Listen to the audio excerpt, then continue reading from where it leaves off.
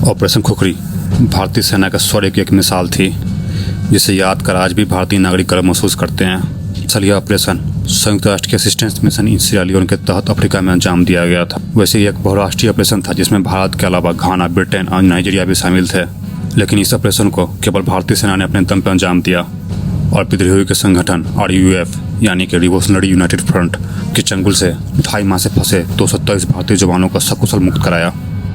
बात 90 के दशक की है। अफ्रीका का सिएरा लियोन में तबाही मची हुई थी। सिविल वार के कारण लोग मारे जा रहे थे। साल 1991 से गृहयुद्ध चल रहा था। न जाने कितने ही लोग इस गृहयुद्ध की भेंट चढ़ चुके थे।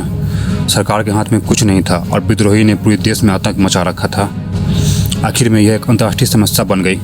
अब समस्या को सुलझाने के लिए 1999 में विद्रोहियों, निर्वाचित सरकार और सेना के बीच में समझौता हुआ। इस समझौते को पूरे देश में लागू करना किसी चुनौती से कम नहीं थी। आखिर में इस मामले में संयुक्त राष्ट्र ने दखल दिया और सभी प्रमुख देशों के सामने एक शांति सेना बनाने का प्रस्ताव रखा। शांति सेना के लिए करीब 6000 सैनिकों की आवश्यकता थी। भारत ने आगे बढ़कर इस प्रस्ताव को स्वीकार किया और पूरी शांति सेना की जिम्मेदारी भारतीय मेजर जनरल विजय कुमार जेटली को दी गई। जेटली ने इस अभियान को सफल बनाने के लिए गोरखा राइफल्स को चुना। इस अभियान में कुल 1612 भारतीय सैनिक शामिल हुए। यहाँ तक सब कुछ ठीक चल रहा था कि अचानक 1 मई 2000 को विद्रोहियों के संगठन RUF ने भारतीय सेना पर हमला कर दिया। वे भारतीय सेना के समक्ष आत्मसमर्पण कर देने वाले अपने साथियों को छुड़ाना चाहते थे। वहीं भारतीय सेना कोई नई जंग शुरू नहीं करना चाहती थी, इसलिए उन्होंने विद्रोहियों के लीडर से बात करनी चाहिए। उनके लीडर ने भी उनसे मिलने के लिए हामी भरी। भारतीय सेना के बहुत से जवान निकले उस लीडर से मिलने के लिए, मगर वो नहीं जानते थे कि यह एक जाल है। वो जैसे ही उनके ठिकाने पर पहुंचे, पहले से घात लगाए RUF के जवानों ने उन पर हमला स्टार्ट कर दिया। थोड़े वक्त के अंदर करीब 200 से ज़्यादा भारतीय सैनिकों को बंदी बना लिया गया और पूरे इलाके पे RUF का कब्जा हो गया। RUF ने भारतीय सैनिकों के हथियार तक छीन लिए। अब बिना हथियार के वहाँ से निकलना नामुमकिन थी। सिएरा लियोन के हालत बिगड़ते जा रहे थे। विद्रोहियों ने 500 केन्याई शांति सैनिकों के हथियार भी छीन लिए और राजधानी फ्रीटाउन की ओर बढ़ना स्टार्ट कर दिया। इस बात से पूरे इलाके में दहशत फैल चुका था। इसी बीच ब्रिटिश सैनिकों ने फ्रीटाउन से अपने नागरिकों और कर्मचारी को हटा लिया और सिएरा लियोन से निकल गए। अमेरिकी दूतावास ने भी जल्द से जल्द अपने देश के नागरिकों को सिएरा लियोन छोड़कर चले जाने के लिए कहा। कलाहून, जहां भारतीय सैनिकों का बेस कैंप था, वहां हालत और ख़राब होते जा रहे थे। गोरखा राइफल्स की 2 कंपनियां हजारों RUF के विद्रोहियों के बीच में घिरी हुई थी। भारत चिंता में था क्योंकि ऐसा पहली बार हुआ था जब विद्रोहियों ने भारतीय सैनिकों को न केवल बंदी बनाया बल्कि उनके हथियार तक छीन लिए थे। वो ऐसा समय था जब कोई भी अफ्रीका में RUF से झगड़ा मोल लेना नहीं चाह रहा था। यही वजह थी कि भारत को अमेरिका और ब्रिटेन ने किसी भी तरह की मदद देने से साफ मना कर दिया। बताया जाता है कि संयुक्त राष्ट्र के अधिकारी भी इस ऑपरेशन से दूर रहना चाहते थे। तब उस समय के तत्कालिक रक्षा मंत्री जॉर्ज फर्नांडिस और विदेश मंत्री जसवंत सिंह ने जनरल BP मलिक से इस बारे में बात की। बंधक समस्या का 2 महीना से ऊपर हो चुका था और अब डर था कि इन निहत्थे सैनिकों की हत्या नहीं कर दिया जाए। अब और सोचने विचारने का समय नहीं बचा।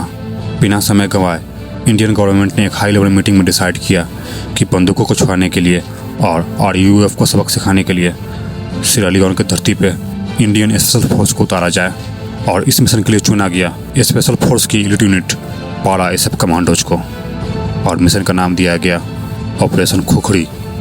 खुखरी नाम इसलिए दिया गया क्योंकि बंधक ज़्यादातर जवान भारतीय सेना की गोरखा रेजिमेंट के जवान थे और गोरखा जवान हमेशा अपने पास एक खुखरी रखते हैं। इसी को देखते हुए कोड नेम खुखरी रखा गया। कुछ ही मिनटों में पैरा SF के बेंगलुरु हेडक्वार्टर में रेड अलर्ट मैसेज जा चुकी थी। बेस स्टेशन पर हलचल स्टार्ट हो चुका था और पैरा कमांडोज एक बेहद ही खतरनाक हाई वैल्यू मिशन के लिए रेडी हो रहे थे, जिसको अंजाम देना था भारत से 10,000 किलोमीटर दूर पश्चिमी अफ्रीका की धरती पे। इस काम में एयरफोर्स ने भी सेना का खूब साथ दिया। उन्होंने करीब 98 उड़ानें भरी जो सेना के कमांडोज को सिएरा लियोन तक ले गए। उस समय अफ्रीका में RUF से लड़ाई मोल लेना मधुमक्खी के छत्ते पर पत्थर मारने जैसी थी।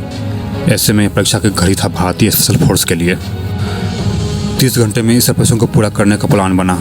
एयर सपोर्ट देने की बात कही गई। प्लान किया गया कि एयरफोर्स पहले एयर स्ट्राइक कर RUF के लड़ाकों को तितर-बितर करेंगे, फिर ज़मीन से कमांडोज उन पर हमला करेंगे। पर ऑपरेशन से कुछ समय पहले ही उस इलाके में भारी भारी होना स्टार्ट हो गया। इसको देखते हुए एयर सपोर्ट के फैसले को वापस ले लिया गया। अब पैरा कमांडोज को अकेले अपने दम पर मिशन को सफल बनाना था। पैरा कमांडोज ने मिशन के दौरान पूरी बातचीत मलयालम भाषा में की थी, जिससे कि उनके मिशन की भनक किसी को नहीं लगे। वह सन 2003 15 जुलाई थी। भारतीय सेना के जवान विद्रोहियों से लोहा लेने के लिए तैयार थे। आखिरकार सुबह की पहली किरण के साथ विद्रोहियों की नींद पैरा कमांडोज के गोलियों के थरथराहट के साथ खुली और इसी के साथ स्टार्ट हुआ ऑपरेशन खोखड़ी। पैरा कमांडोज और इंडियन आर्मी के जवान RUF पे कहर बनकर टूट पड़े। विद्रोहियों की संख्या करीब 1700 से 1800 के बीच में थी। इंडियन आर्मी और पैरा कमांडोज में भी करीब इतने ही सैनिक थे, इसलिए मुकाबला 1 by 1 का था। पर इंडियन स्पेशल फोर्स के आगे उनकी एक नहीं चली। मुकाबला करीब 6 घंटे तक चला, जिसमें RUF के बहुत से लड़ाके मारे गए और बहुत से जान बचा के घने जंगलों में जाकर छुप गए। कहा जाता है कि पैरा कमांडोज ने इतनी गोली बारूद चलाई कि अगले 2 दिन तक कैलाहौर की धरती पर सिर्फ धुआं ही धुआं नजर आ रहा था। RUF के विद्रोहियों को इस बात का अंदाजा भी नहीं था कि भारतीय सेना उनके घर में घुसकर हमला करेगी, मगर ऐसा ही हुआ। भारतीय सेना ने चारों तरफ से घेर कर विद्रोहियों को परास्त कर दिया और सबसे हैरत की बात थी कि इस पूरे ऑपरेशन में किसी भी भारतीय सैनिक की जान नहीं गई। इस तरह भारत के वीर सैनिकों ने अपने साथियों को छुड़ाया और इस दिन को यादगार बना दिया। इस ऑपरेशन को मेजर जनरल BK जेटली की लीडरशिप में अंजाम दिया गया, जिस पर हम भारतीयों को हमेशा गर्व रहेगा। जय हिंद।